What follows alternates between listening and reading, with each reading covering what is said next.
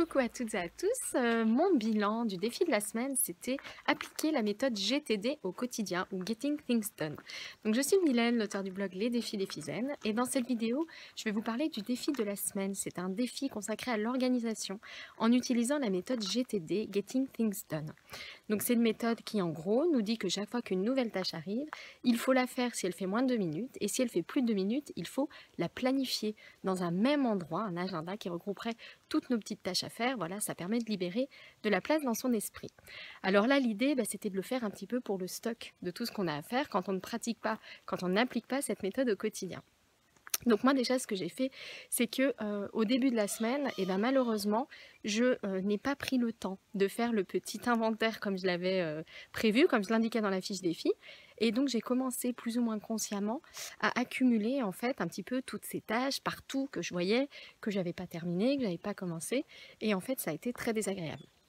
Voilà, donc j'ai commencé la semaine en me disant que tous ces défis organisation, ça me gonflait parce que ça me mettait toujours la pression. C'est quoi? C'est les oiseaux, tout va bien. Ça me mettait toujours la pression et voilà, ça me rajoutait une pression en fait que j'ai déjà suffisamment. Donc j'ai pas trouvé ça agréable. Et puis en fait, je me suis aperçue que si ça m'avait pesé à ce point, c'est justement parce que j'avais fait l'erreur qui est donc d'ailleurs à l'origine de cette méthode Getting Things Done, c'est-à-dire que j'accumulais des choses sans rien enlever, sans rien planifier, et faire ça, en fait, ça met vraiment une pression sur ses épaules, et c'est assez lourd. Donc du coup, le mercredi, voilà, 3 jours après le lancement du défi, j'ai vraiment pris une demi-heure un matin pour faire cet inventaire. Donc j'ai décidé déjà de me limiter à la maison parce que il y a déjà suffisamment de choses dans la maison.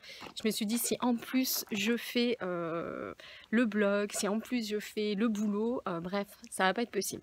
Donc je me suis limitée à la maison. Donc j'ai fait vraiment le tour de toutes les pièces avec un petit agenda en main. Et j'ai recensé absolument tout ce que j'avais à faire.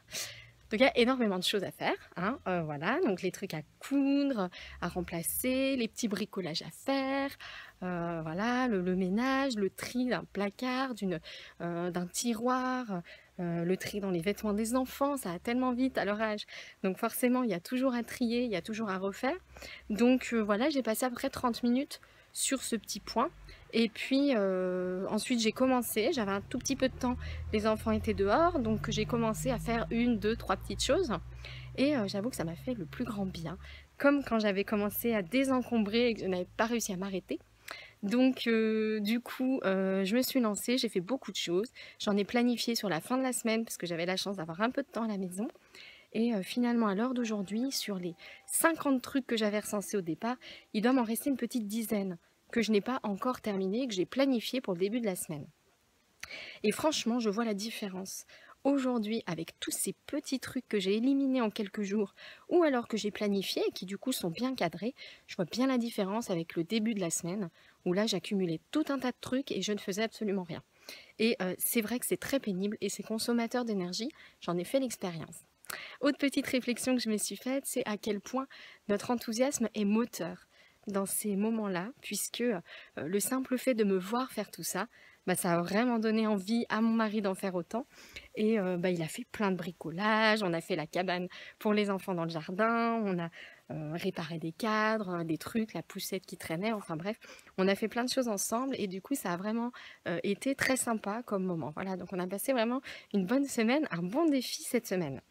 Et puis, autre chose très importante, une chose dont je me suis rendu compte et que je savais déjà, c'est que très sincèrement, si j'avais pas eu l'obligation, une fois de plus, de faire le bilan de ce défi en fin de semaine, franchement, je pense que je n'aurais rien fait et ça aurait été une erreur.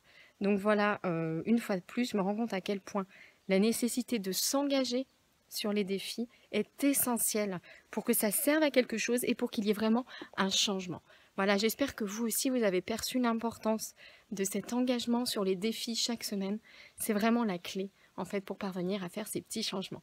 Voilà, j'espère que ça vous a plu. N'hésitez pas à commenter, à aimer et à partager cette vidéo. Très belle fin de journée à vous et à très bientôt pour une nouvelle vidéo et un nouveau défi.